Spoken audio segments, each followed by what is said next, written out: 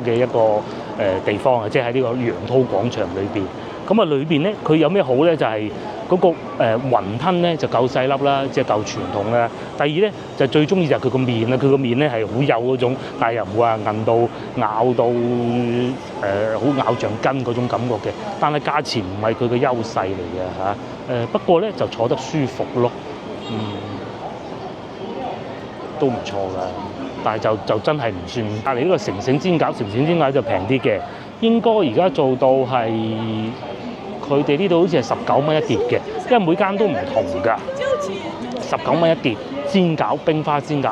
但係咧有個問題就係，如果中午咧你淨係諗住食個煎餃夠飽咧，就一定唔夠飽嘅。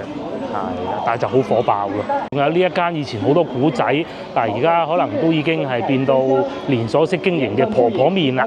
就係呢個，反而呢個睇上好似人多啲喎，但係佢面積係細啲嘅。以前喺西關嗰啲舊巷嗰度食嘅，喺文昌路啊舊巷嗰啲咁樣食嘅，依家就搬咗過嚟，1984有米芝蓮。